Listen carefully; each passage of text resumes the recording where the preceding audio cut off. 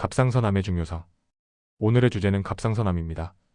갑상선은 신체의 대사 기능에 중요한 역할을 하는 기관이지만 암이 발생할 수도 있습니다.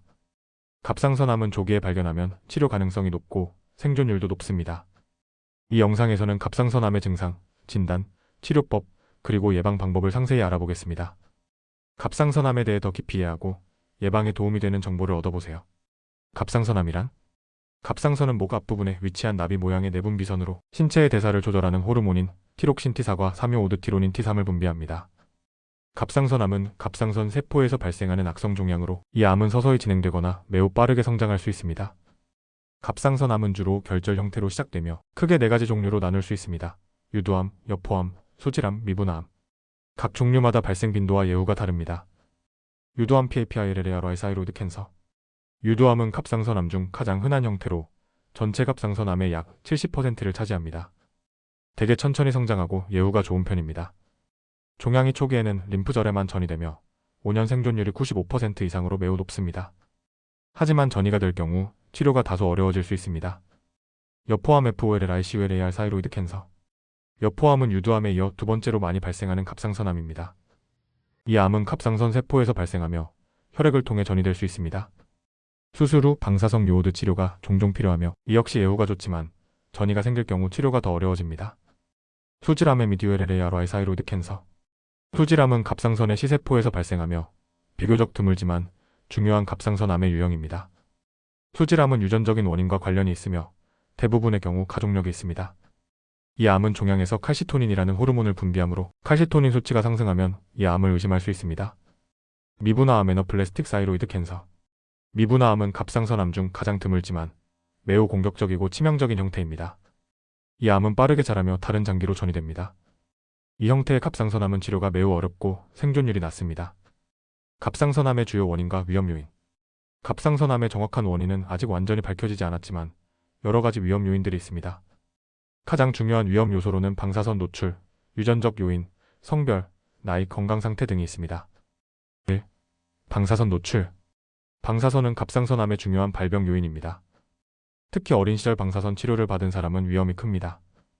고용량의 방사선 치료나 방사선 사고로 인한 노출이 갑상선암 발생과 관련이 있습니다. 2.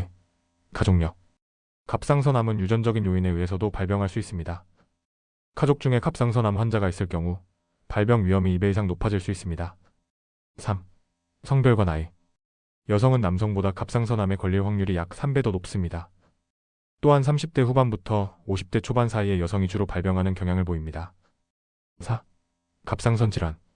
갑상선 기능 항진증이나 갑상선 기능 저하증 같은 갑상선 질환을 앓고 있으면 갑상선암에 걸릴 위험이 높아질 수 있습니다.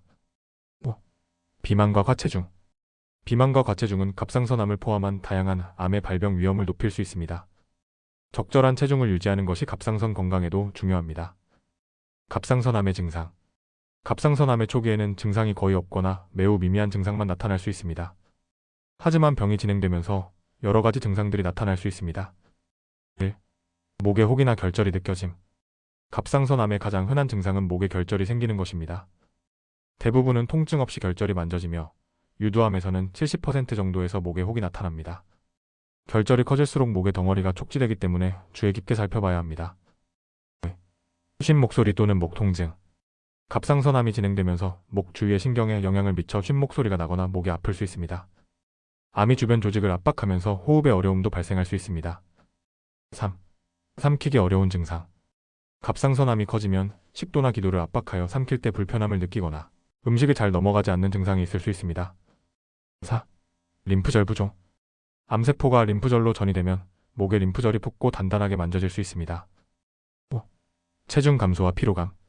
진행된 갑상선암은 피로감을 동반할 수 있으며 체중 감소가 나타날 수 있습니다. 이는 호르몬 불균형이나 암 자체의 전이에 의한 증상일 수 있습니다. 갑상선암의 진단 방법. 갑상선암은 초음파 검사와 세침흡 인생검 FNA를 통해 정확히 진단할 수 있습니다. 이외에도 혈액 검사, CT, MRI 등을 통해 보다 자세한 정보를 얻을 수 있습니다. 1. 초음파 검사. 초음파 검사는 갑상선 결절을 확인하는 가장 일반적인 검사입니다. 결절의 크기, 모양, 경계를 확인할 수 있습니다. 특히 암세포일 가능성이 있는 결절은 특징적인 모양을 보입니다. 세침흡 인생검 FNA. 결절이 의심스러울 경우 새침 후 빈생검을 통해 결절에서 세포를 채취하여 암세포 여부를 확인합니다. 이 검사는 고통이 적고 정확도가 높습니다. 3. 혈액 검사. 갑상선 호르몬 수치나 칼시토닌 수치를 검사하여 갑상선의 기능을 평가하고 수질암을 의심할 수 있습니다. 4. CT MRI 검사.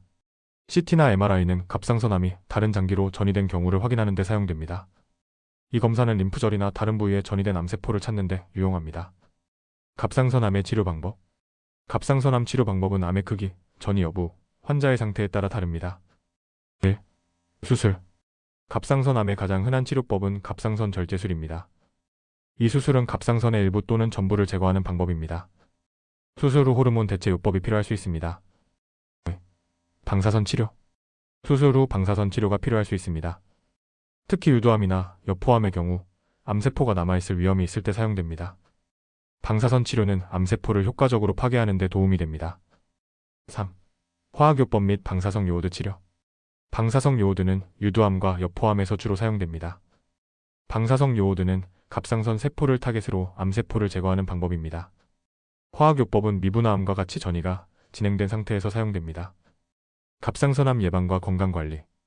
갑상선암을 완전히 예방하는 방법은 없지만 건강한 생활 습관을 유지하는 것이 중요합니다. 규칙적인 건강검진, 적절한 체중 유지, 균형 잡힌 식사와 스트레스 관리 등이 예방에 도움이 될 수 있습니다. 1. 방사선 노출 최소화.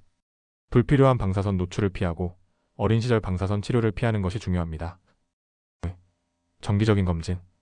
갑상선 결절이 의심된다면 정기적으로 초음파 검사를 받고 전문가와 상담하는 것이 중요합니다. 3. 균형 잡힌 식사와 운동. 체중을 관리하고 아이오딘이 충분히 포함된 음식을 섭취하는 것이 갑상선 건강에 도움이 됩니다. 갑상선암은 조기에 발견하고 치료하면 대부분의 경우 좋은 결과를 얻을 수 있습니다. 정기적인 검진과 건강한 생활 습관으로 갑상선암을 예방하고 건강을 지킬 수 있습니다. 이 영상이 도움이 되셨다면 좋아요와 구독 부탁드립니다.